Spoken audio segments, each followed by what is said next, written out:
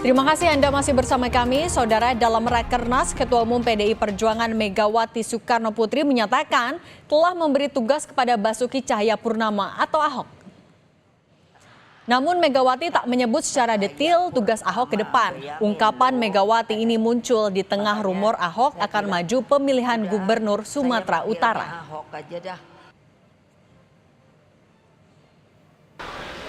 Sekarang beliau bersama kita sudah keluar dari pemerintahan, lalu bilang pada saya, Ibu minta tugas. Oke, sudah ada tugasnya.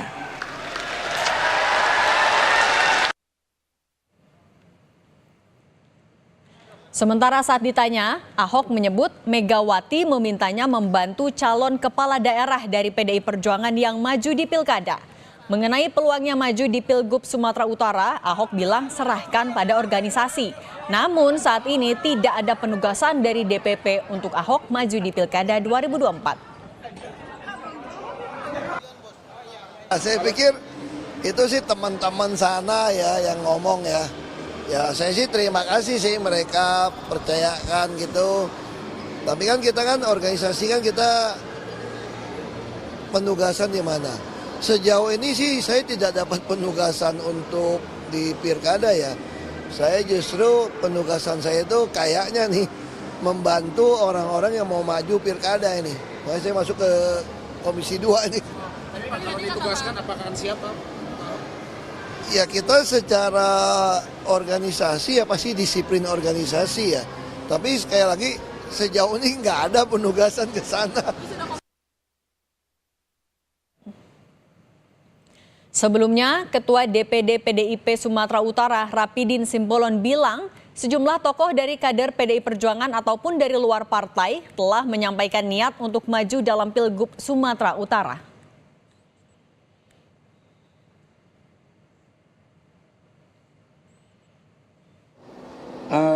PDI Perjuangan memang bisa membawa sendiri calonnya.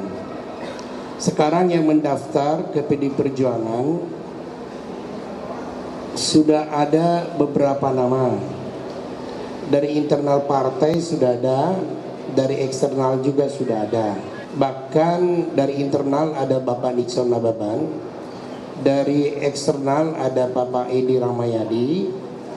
Kemudian Ijek juga sudah nelpon saya, beliau nanti akan mengembalikan formulirnya setelah Rakernas. Ketua Umum PDI Perjuangan Megawati Soekarno Putri menyatakan telah memberi tugas kepada Basuki Cahayapurnama atau Ahok. Ungkapan Megawati muncul di tengah rumor Ahok akan maju pemilihan Gubernur Sumatera Utara. Apakah Ahok dipersiapkan jadi penantang menantu Presiden Jokowi, Bobi Nasution yang sudah terlebih dulu diusung oleh Partai Gerindra? Akankah pencalonan Ahok di Pilkada Sumut ini jadi pertarungan yang sengit? Sudah bergabung bersama kami Direktur Eksekutif Parameter Politik Adi Prayitno. Mas Adi, selamat petang. Selamat petang, Mbak. Mas Adi, pesan Megawati soal tugas Ahok, apakah bisa dilihat kalau ini adalah peluang melawan menantu Presiden Jokowi, Bobi Nasution? Apalagi kan juga DPD PDIP Sumut sudah bilang siap nih untuk melawan dinasti politik. Ya, saya kira memang secara prinsip soal apakah Ahok akan maju Pilgub Sumut ataupun tidak, itu sangat tergantung bagaimana PDIP akan memberikan perintah dan penugasan khusus. Karena kalau kita membaca fatsun politik di PDIP kan sifatnya penugasan. Jadi setiap kader yang ditugaskan harus tegak lurus dan siap untuk memenangkan pertarungan. Tapi yang kedua, publik melihat bahwa jika Ahok betul maju di Pilgub Sumut berhadapan dengan Bobi Nasution, ini bukan hanya soal Ahok dan Bobi, tapi publik menilai ini bagian babak lanjut bagaimana perang politik antara Jokowi dan PDIP akan terus berlanjut. Apapun judulnya, Bobi itu adalah replika politik dari Jokowi. Apapun judulnya, Bobi itu adalah menantunya Jokowi. Dan oleh karena itu sepertinya memang dalam setiap kompetisi politik elektoral ke depan, di mana ada replika politik Jokowi, disitulah sepertinya memang PDIP akan melakukan perlawanan dengan mengusung kader-kader terbaik mereka untuk memenangkan kontestasi. Jadi tidak mengherankan kalau kemudian nama Ahok itu dimention soal kemungkinan untuk maju di Pilgub. Bagi saya ini semacam babak lanjut perseteruan antara PDIP melawan Jokowi dan keluarga besarnya tentu saja. Ini tentu akan menarik, makanya kita tunggu. Apalagi misalnya kita tahu bahwa PDIP merupakan satu-satunya partai di Sumut yang bisa mengusung calon gubernur dan calon wakil gubernur sendiri, yang tentunya akan menjadi variabel menarik kalau yang dihadapi itu adalah Bobi Nasution. Nah, yang perlu diketahui juga kalau kita bicara dan melihat angka-angka statistik, tentu memang Ahok ini relatif belum dikenal ya, karena memang baru-baru ini saja namanya dikaitkan dengan Pilgub Sumut. Ada 3 nama besar yang saya kira memang selalu muncul secara signifikan di survei di Pilgub Sumut. Yang pertama adalah Bobi, yang kemudian yang kedua adalah Edi Rahmayadi, yang ketiga adalah Ijek. Ini 3 nama besar yang sebenarnya sejak awal sudah menjadi spotlight ya. Warawiri disebut sebagai sosok yang sangat potensial akan beradu secara sengit terkait dengan kemenangan di Pilkada Sumut. Tapi kalau ada Ahok kemudian namanya diperkenalkan, ya tentu lambat laun publik dan warga di Sumut akan mengkonfirmasi bahwa sosok Ahok apakah akan mereka dukung ataupun tidak, tentu sangat tergantung bagaimana kampanye dan kerja-kerja politik yang akan dilakukan oleh Ahok ke depan. Tapi yang jelas, kalau Ahok betul diterjunkan ke Sumut sebagai sosok yang dinilai akan menantang Bobi Nasution, ini akan menjadi pertarungan yang cukup menarik. Karena ini menyangkut soal gengsi Jokowi dan keluarga besarnya tentu saja, karena di situ ada Bobi. Yang kedua tentu menyangkut gengsi dan nama besar PDIP yang saya kira memang akan dipertaruhkan nantinya. Saya kira di situ komentar saya, Cindy. Oke, artinya kalau selain Ahok tadi kan ada nama lagi seperti Edi Rahmayadi dan juga Bang Ijek. Artinya 2 nama itu juga sebenarnya punya kans yang sama-sama besar untuk punya persaingan sengit melawan Bobi ya? Ya, saya kira memang PDIP di Sumut itu kan punya golden ticket. Satu-satunya partai yang bisa mengusulkan calon gubernur dan calon wakil gubernur. Oleh karena itu ya sebenarnya PDIP sangat bebas sebenarnya siapa yang akan diusung. Apakah akan mengusung Ahok, ataukah misalnya mengusung Edi Rahmayadi, ataukah misalnya mengusung Ijek yang notabene-nya kader Golkar. Tapi kalau Ijek rasa-rasanya sulit ya, karena apapun sampai hari ini Ijek adalah sosok yang dijagokan oleh Golkar yang sangat potensial untuk maju. Sekalipun Ijek maju misalnya dalam Pilgub Sumut, sepertinya memang lebih dekat untuk berkoalisi dengan partai-partai pendukung Prabowo dan Gibran, yaitu di Koalisi Indonesia Maju. Makanya tidak mengherankan sebenarnya kalau saya melihat bahwa Golkar lebih condong akan bergabung dengan Bobi, bergabung dengan jagoan yang akan diusung oleh Gerindra nantinya.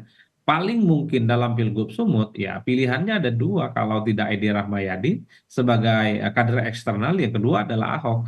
2 nama ini yang saya kira memang relatif agak diperhitungkan belakangan, karena memang levelnya adalah tokoh yang selama ini memang selalu disebut memiliki nama besar, memiliki rekam jejak dan pengalaman politik yang cukup panjang.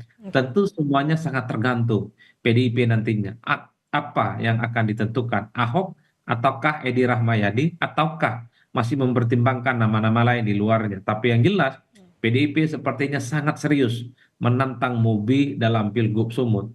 Makanya kan beberapa waktu yang lalu ketika bicara Pilgub Sumut, sejumlah elit PDIP seperti Jarod itu kan sering menyebut soal kemungkinan cawe-cawe presiden. Ini kan bagian dari perang terbuka. Ini kan bagian dari cywar sebenarnya, di mana PDIP akan melihat di mana ada kekuatan politik Jokowi, disitulah kemudian PDIP akan melakukan perlawanan. Oke, Ini nah, perang babak lanjut.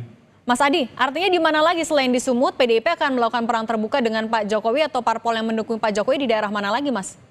Ya sejauh ini memang belum kelihatan, hanya Sumut yang ada variabel Pak Jokowinya. Tapi kemudian kan publik misalnya menilai dan kemudian menduga-duga, bukan tidak mungkin misalnya di Jawa Tengah Pak Jokowi atau orang yang teridentifikasi sebagai orangnya Jokowi juga akan maju. Baik. Artinya apa? Ini yang disebut sebagai bahwa sepanjang Jokowi masih punya pengaruh dalam konteks politik ini, maka orang-orang yang kemudian dinilai sebagai orangnya Jokowi sangat potensial maju di wilayah-wilayah kunci. Mungkin di Jawa Tengah, mungkin juga di Bali yang selama ini dianggap sebagai basisnya Banteng, yang secara perlahan sepertinya juga akan dilawan dan digembosi kekuatan politiknya oleh orang-orang yang disebut sebagai orangnya Jokowi. Ini yang kemudian harus kita tunggu ke depan. Tapi yang jelas publik menengarai bahwa pengaruh Jokowi soal konfigurasi dalam pilkada di 2024 masihlah berpengaruh. Salah satu yang disebut Jawa Tengah, yang kedua adalah Solo, yang ketiga adalah kemudian soal Sumatera Utara. Ini yang Oke. menurut saya menarik, kenapa selalu menjadi perbincangan sini. Baik, masih kita tunggu ya, artinya nanti siapa saja tokoh yang dipilih PDIP, masih Agustus pendaftarannya. Terima kasih Direktur Eksekutif Parameter Politik Mas Adi Praitno, sehat selalu Mas Adi.